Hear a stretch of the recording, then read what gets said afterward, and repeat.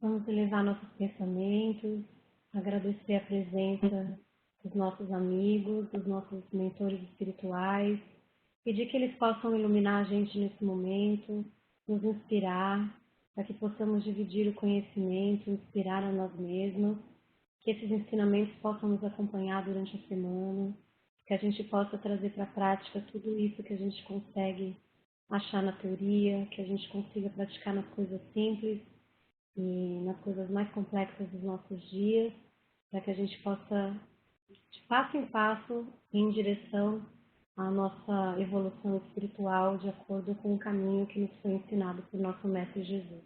Que assim seja. Obrigada, Fabi. E eu acho que na prece que você fez bonita, você falou uma coisa muito importante. Bom, primeiro, boa noite para todo mundo. Que bom estar aqui de novo. Eu passo a quarta-feira já o dia inteiro pensando nessa reunião. É uma coisa boa. A gente, para quem não só entrou agora, a gente estava conversando um pouco, né, sobre o livro e a importância da gente trazer as lições do André Luiz como um espelho para a nossa própria realidade, que é a sua prece, né? Só de pensar como é que a gente traz desse livrinho aqui, né, dessas palavrinhas que estão aqui, como é que eu trago o aprendizado do André Luiz para o meu dia a dia, aí eu não cometo os mesmos erros, eu consigo aprender com a experiência dele, melhor dizendo, né? E esse título, o título que André Luiz escolheu para o primeiro capítulo é Renovação. Se você vê, o primeiro livro, que foi O Nosso Lar, ele passou um ano naquela trajetória, né, de autoconhecimento. Ele relata lá a morte dele, depois a chegada dele no umbral e depois um ano dentro do nosso lar, que é uma colônia de espíritos não super evoluídos, mas também não muito ruins, assim, mais ou menos que nem nós, assim, se Deus quiser nós vamos todos para aquele lugar lá que é bem bonito, né? Mas ele conta que ele estava lá, ele continuava com aquele homem velho, e eu não lembro quem foi que me perguntou isso, o que é esse homem velho que você está falando, Ana, né? Fui eu, Ana Valesca. Então, esse homem velho é trazer o lado egoísta dele, centrado, egóico, né? De só preocupar com o que ele estava sentindo, se colocando como vítima do mundo, da situação, gostando de lamentar, de contar as próprias misérias, né? Enfim, e muitos de nós ainda estamos aí nesse capítulo, né? De gostar de falar de tragédia, gostar de falar de coisa ruim, gostar de reclamar da vida, né? A gente encontra com os outros e, em vez da gente procurar assuntos que vão fazer com que a gente se sinta melhor, não, a gente fala mal do filho, do marido, da mãe, do pai, enfim, do emprego. Então, nesse aspecto que a gente está falando, né? Da gente melhorar a qualidade, né? Não só do que a gente faz, mas principalmente do que a gente pensa, né? O que a gente sente, o que a gente faz, né? Porque é tudo conectado, né? O que eu faço é reflexo daquilo que eu pensei, é reflexo daquilo que eu senti, é reflexo daquilo que eu falo. E aí o Emmanuel, no prefácio, ele fala disso, que o ponto do espiritismo, né? Não é só a parte da experiência, da filosofia, da ciência, de ficar estudando, porque a gente pode aqui ficar lendo o livro, esse livro, pode ter o outro livro, os outros livros de André Luiz, e a gente pode estudar a vida inteira. Nós podemos ser eternos estudantes, se a gente quiser. Mas isso não vai ter valor se a gente não usar esse ensinamento para a gente construir um homem novo dentro de nós, né? Para a gente modificar esses comportamentos, esses maus hábitos que a gente traz de centenas de anos, talvez milênios, a gente não sabe. Mas nós todos somos espíritos centenários, milenários, então com certeza muito desses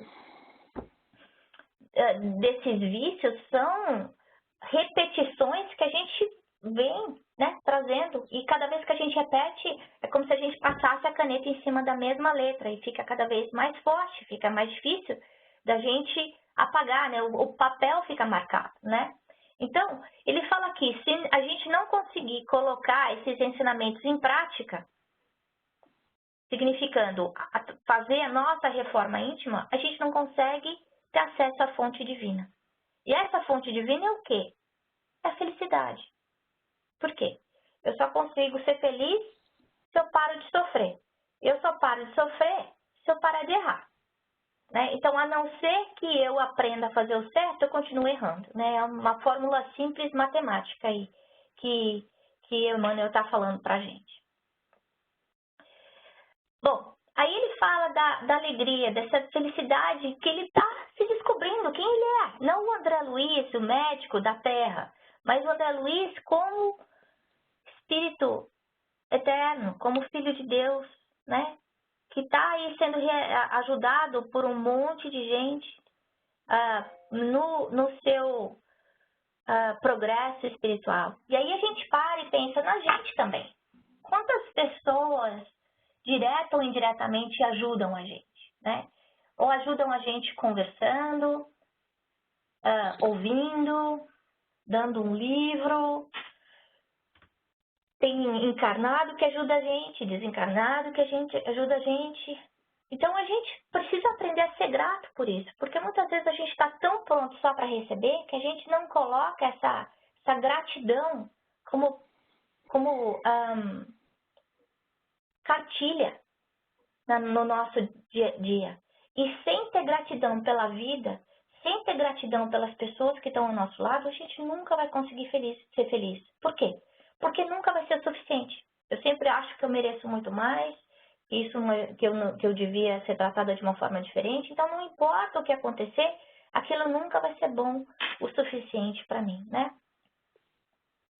E aí aparece a dor. Ele fala que é um alvião pesado, né? É uma picareta. A dor é uma picareta.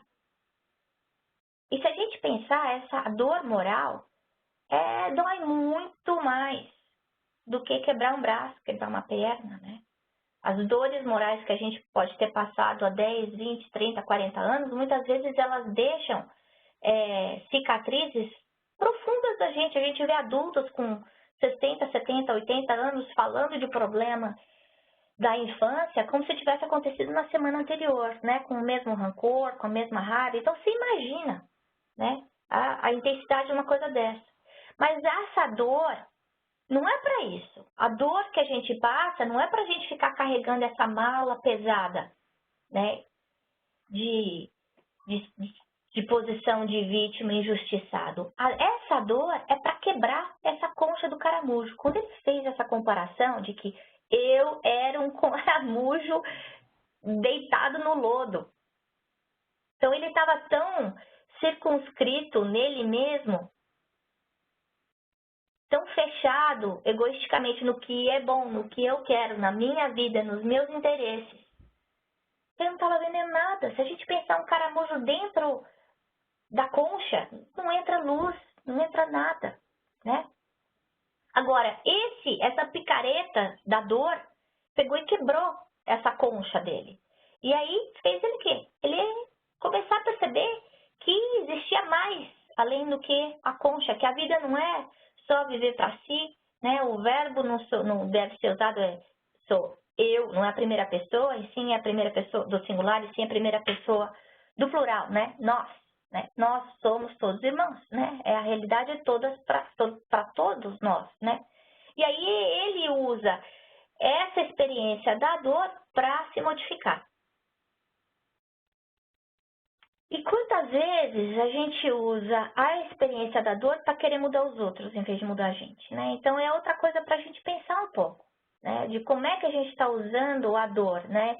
De entender que a dor que a gente está passando não é para a gente ficar sofrendo e reclamando. E sim, é usada como um instrumento para a nossa renovação pessoal, né? E aí ele passa a perceber que conversar coisa boa é indispensável, em vez de só ficar remoendo, né, coisa ruim, tristeza, rancor, enfim. Ele procura o alimento a energia através de conversas positivas. E essa energia a gente pode receber de diversas formas. A gente pode receber através de abraço, a gente pode receber através da prece, a gente pode receber através de palavras. A gente é que escolhe qual é o tipo de energia, né? E isso vai estar diretamente ligado à minha sintonia mental, ao tipo de pessoas com quem eu me relaciono, né? Então, aí outro ponto para a gente fazer uma autoavaliação. Qual é a qualidade de conversas que eu tenho? Qual é a qualidade de programas que eu assisto? Qual a qualidade de músicas que eu ouço? É essa a qualidade que eu quero? Né? E aí ele escuta esse apelo da consciência universal. O que é isso? É escutar essa centelha divina, essa semente que está impregnada na mente dele, né? Para quê? Para ser um espírito melhor, que está impregnada na mente dele como espírito, né? Assim como em cada uma de nós. Cada um de nós como espíritos eternos. Todos nós temos essa consciência universal. Essa consciência universal são as leis divinas, que foram colocadas para a gente como parte da gente no momento da criação. Aí ele fala, né? Então agora eu sou um novo homem. Um novo homem no aspecto não é que mudou o lado de fora, é que ele tem olhos para ver as coisas de uma forma diferente. Aí ele fala, nos adversários, agora eu vejo benfeitores. Por quê? Porque essas pessoas que fazem a gente andar em cima da linha, elas muitas vezes elas são as que ajudam a gente a se modificar. Porque as pessoas que gostam da gente são muito mais pacientes, muito mais tolerantes. Elas muitas vezes não querem nos magoar e não falam a verdade, os erros que a gente está cometendo. Quem não gosta da gente, fala na cara, né? A segunda coisa que ele percebe é que ele era tão ligado à família terrestre, e aí ele percebe que mais importante do que a família terrestre é a família universal. Então não existe marido, esposa, filho. Não. Somos todos irmãos. Somos todos espíritos em evolução. Somos todos aí, então todo mundo no mesmo barco, tentando evoluir. E a terceira coisa é ele valorizar essa gratidão que ele tem pelo auxílio recebido, né? E a gente vê o tanto que ele estava sendo ajudado desde o começo, né? No primeiro livro, aí com o Clarencio, com a mãe dele, né? Com o Lídias, que foram espíritos importantes para fazer com que ele passasse por essa renovação, né? Por essa modificação, que ficaram como professores, né? E aí ele começa a perceber, puxa vida, se não fosse o Tobias, se não fosse a moça que ajuda ele na... Eu esqueci o nome dela agora. Se não fossem essas pessoas que estavam... Da CISA, isso. Talvez ele não tivesse conseguido fazer, né? Porque é muito difícil a gente mudar. E mudar sozinho é mais difícil ainda. É muito bom quando a gente tem gente para dar a mão para a gente, para caminhar junto com a gente, para mostrar o caminho quando a gente está inseguro, né?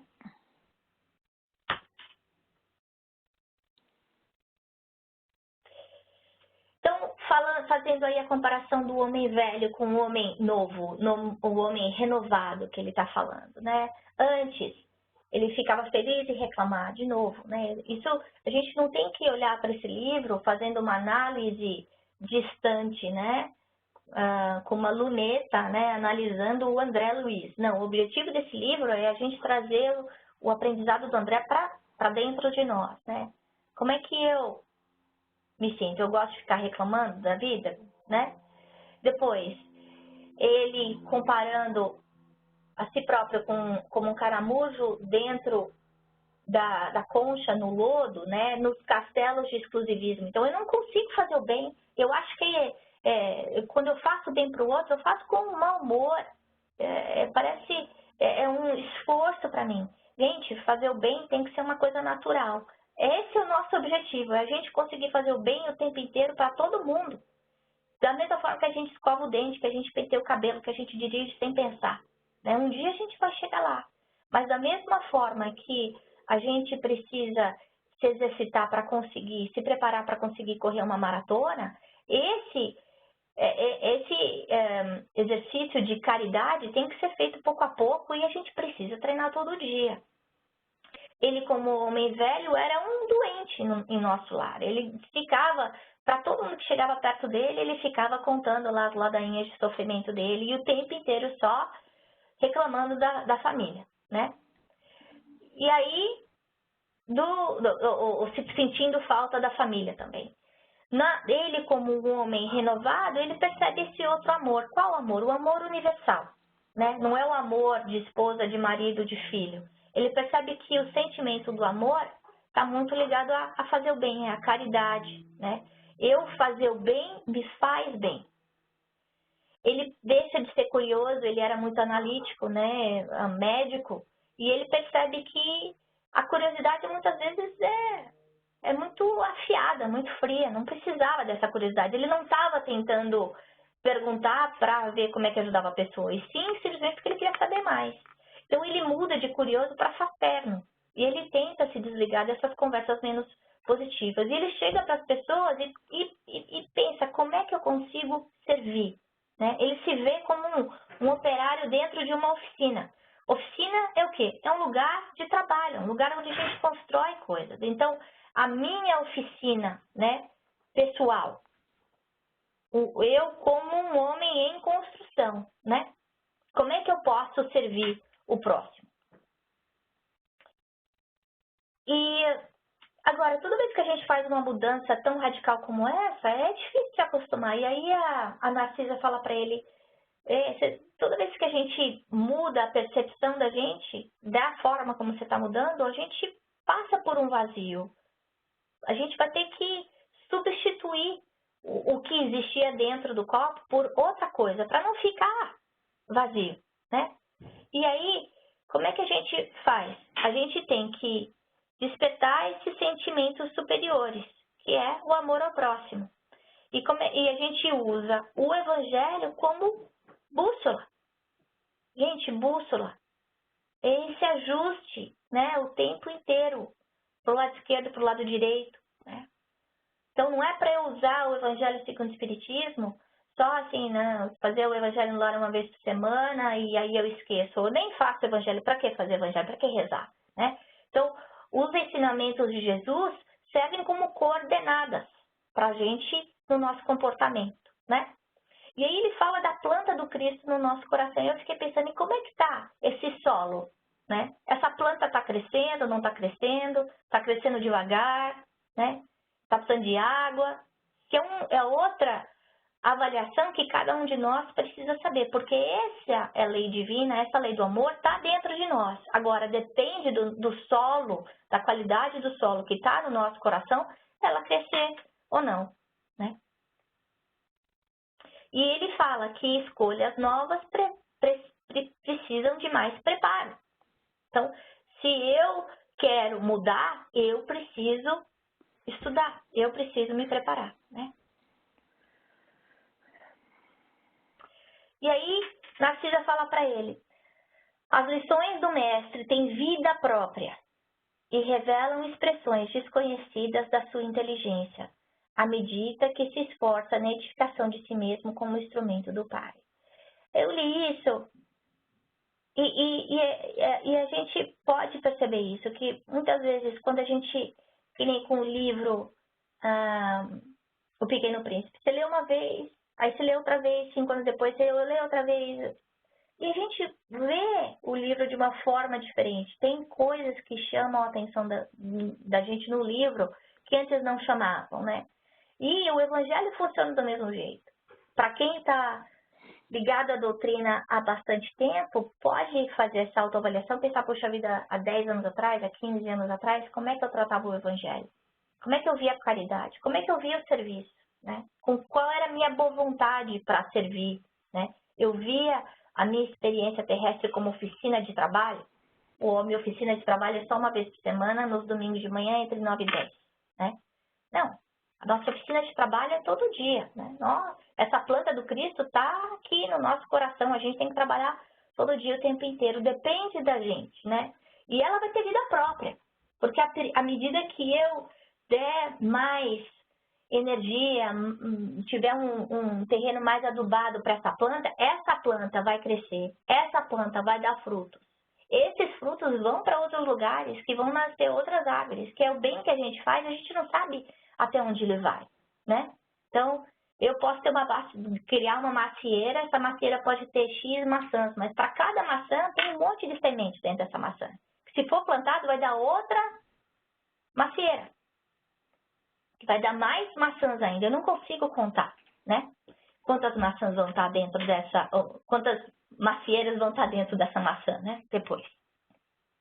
Então, é a gente fazer essa reflexão dessas lições do mestre que a gente está recebendo e como é que a gente está absorvendo elas no nosso dia a dia.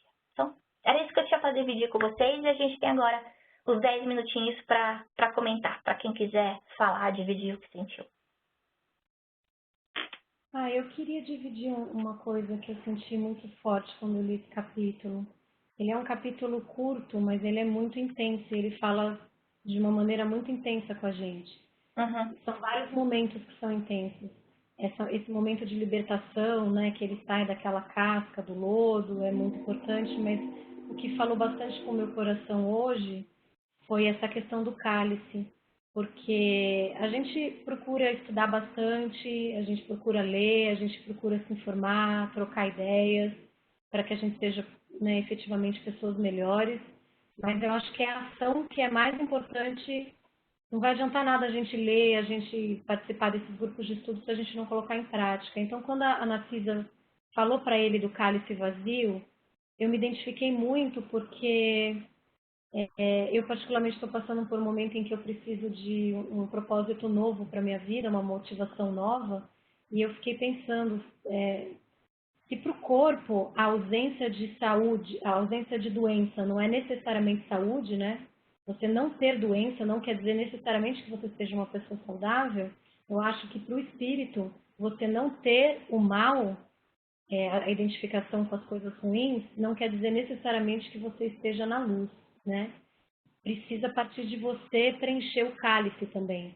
É claro que é muito valioso isso, né? Essa passagem que o André Luiz fez de esvaziar o cálice das coisas ruins, do homem velho que ele precisava deixar de ser, é muito importante.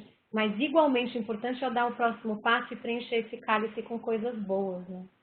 E muitas pessoas se perdem nesse momento de vazio que a Narcisa fala, fica acomodado, né, ali. Ou fica perdido, precisando de ajuda para sair. E aí precisa da vontade, né, do desejo e da ação. Porque não adianta só a gente falar e usar os bracinhos, né? Então, fazer um planinho, né? Então, da mesma forma que você fez o seu plano, né, quando foi estudar, ou quando foi casar, ou quando foi mudar, enfim, qualquer mudança grande, ou quando foi ter filho, né? De alguma forma a gente faz um planejamento, pode ser melhor, pode ser pior, mas a gente faz. Então, nesse momento que você falou, que eu acho que é fundamental isso, a gente não consegue misturar, encher o cálice que já está cheio. A gente precisa esvaziar, como você falou bem, para conseguir colocar a qualidade de informação, né, que a gente queira. Mas a gente não adianta só ter vontade, só falar, ai, que lindo, né, queria ser assim. Não, né? Então, mãos à obra, o que dá para eu fazer? Dá para eu dar comida para o mendigo que está na rua? Né? Dá para eu ensinar na biblioteca a gente que não sabe ler? Dá para eu passear com o cachorro da vizinha porque ela trabalha o dia inteiro? Dá para eu 3 vezes por semana não gritar com meu marido? Né?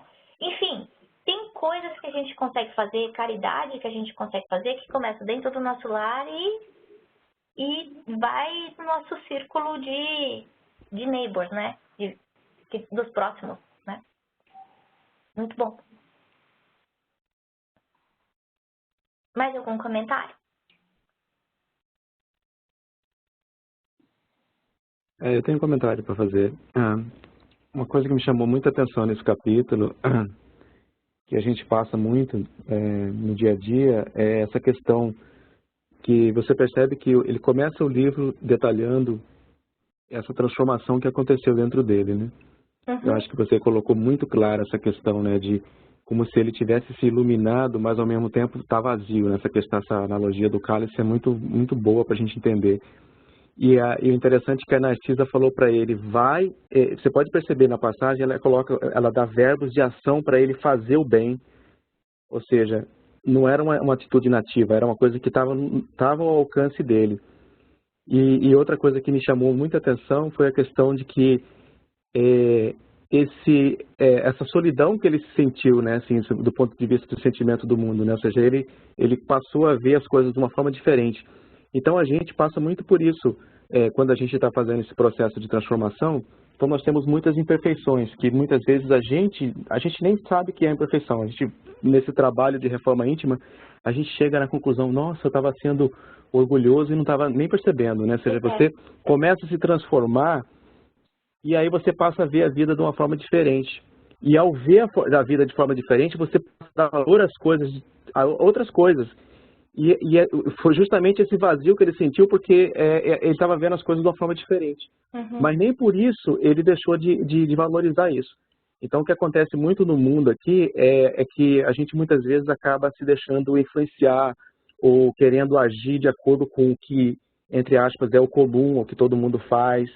Então, assim, eu acho que quando a gente está nesse trabalho de reforma íntima, de transformação, a gente tem que realmente se empenhar na vivência, né, que nem você colocou, na vivência do Evangelho, que o Evangelho de Jesus nada mais é do que são os ensinamentos, né, do Espírito mais perfeito que veio estar conosco. Então, ou seja, se a gente se esforçar, e muitas vezes a gente vai se deparar com essas situações que a gente tem que perseverar, né? Tipo, mesmo que a gente esteja nesse momento de solidão, ou que a gente vai ter, e saber colocar de uma forma pacífica, ou de uma forma de esclarecimento para as pessoas que não veem como você vê a vida, ou porque você está agindo daquela forma, de uma forma que respeite a opinião do outro, mas também que você seja respeitado e que você persevere nisso, né? Assim, eu acho que isso é um grande desafio, né? Eu acho que é um ponto que a gente pode trazer assim para a nossa realidade, assim, dessa atitude de renovação que ele teve, a oportunidade que ele teve de fazer o bem, que estava ali ao alcance dele, o amparo que ela teve. E o capítulo termina assim, ó, olha tantas oportunidades que você tem, né? Ou seja, vai trabalhar com esses espíritos que estão auxiliando a Terra, que é justamente o que vai acontecer com ele agora, né? Então, para a gente trazer isso para a gente, né? Quantas oportunidades que a gente não tem, que a doutrina espírita está nos trazendo, ou está nos abrindo esse horizonte, né? E para que a gente não perca também essa oportunidade de renovação, né? De se empenhar agora que a gente tem esse conhecimento, porque a gente nunca sabe na nossa vida o que vai acontecer, ou que, talvez em outra encarnação, será que eu vou ter o conhecimento espírita do jeito que eu estou tendo agora, essa oportunidade de esclarecimento, de estudo? Eu posso morrer amanhã, né? Também. E a Fabi falou uma coisa muito boa, que eu sou responsável não só pelo mal que eu deixo de fazer, mas pelo bem que eu deixo de fazer, né? Então, quando eu chegar do outro lado, vão perguntar, e aí, né? O que você fez? Você fez o que estava ao seu alcance? Você ficou enrolando? Em vez de ajudar os outros, você ficou 4 horas no Facebook, né? Então, como é que você está usando o seu tempo? Gente, o tempo da gente é o valor mais precioso, né? O tesouro mais precioso que todos nós temos. Como é que a gente está usando o nosso tempo? Se a gente fizer a reflexão até o final do dia, né? E você passa a ver a vida de uma forma diferente, né? Que nem você colocou no início, né? Se a gente, às vezes eu fico pensando assim, falo assim, nossa, tantas pessoas que eu dependo no dia a dia, que eu imagino assim, eu fico me questionando, né? Se eu não acreditasse em Deus, eu ia pensar assim, como que todas as coisas que me chegam até mim, né?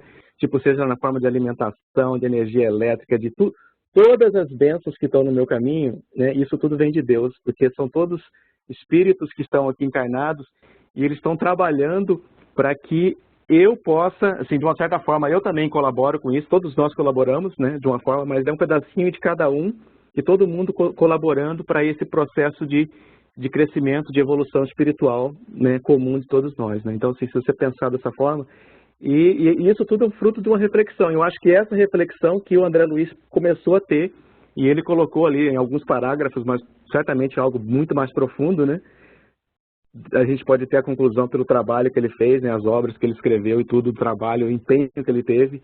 Ou seja, foi uma oportunidade que se deparou para ele e ele soube aproveitar essa oportunidade. Né? É isso aí. E a gente espera poder aproveitar também, né, Marcelo? Para a gente encerrar agora, são 8 horas, teve uma palavra que eu não falei, que eu acho que está muito ligada a essa renovação e muito ligada ao cálice, a comparação que a Fabiana fez, que é o desapego. Então, a gente só consegue passar por essa transição da renovação se a gente se desapegar dos rancores, das tristezas, do egoísmo, do orgulho. A partir do momento que eu soltar, né? Eu soltar, entender que aquilo não é importante mais. Aí eu consigo me renovar. Essa é a mágica. Se enquanto eu estiver segurando, eu não vou conseguir pegar mais nada. Eu tenho que abrir a mão, soltar, para conseguir pegar uma coisa nova. Né? A gente precisa encerrar, são 8 horas. Antes da gente encerrar, eu queria apresentar o Marcelo, que é o meu partner in crime. Ele vai, quando a Daisy pediu para a gente fazer esse curso, eu assumi, aí eu liguei para o Marcelo e falei, Marcelo, eu preciso de ajuda, porque filho, viagem, marido, enfim, né? Vamos fazer de 2 aqui para ter certeza que um cobre o outro. E, na verdade, eu falei com uma terceira pessoa, que é a Cláudia, que não está aqui hoje, né? E a semana que vem eu vou estar de férias. Então, o Marcelo é que vai dar o estudo, vai facilitar o estudo para vocês, mas ele não teve chance de participar antes porque ele estava viajando, mas eu só queria apresentar a vocês o Marcelo, que vai fazer parte do grupinho da gente, tá bom?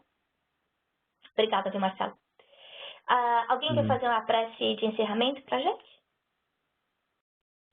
Daisy, quer fazer?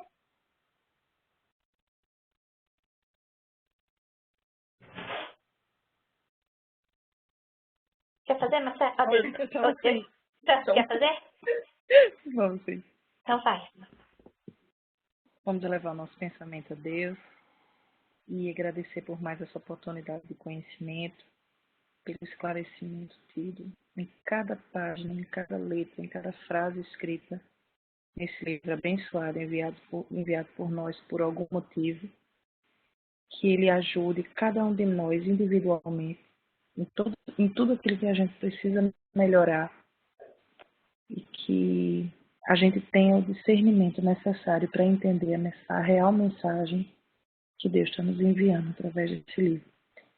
Vamos agradecer pela nossa vida, por tudo, ser gratos, como a gente viu no capítulo de hoje, gratos por tudo que nós temos, inclusive pela oportunidade da dificuldade.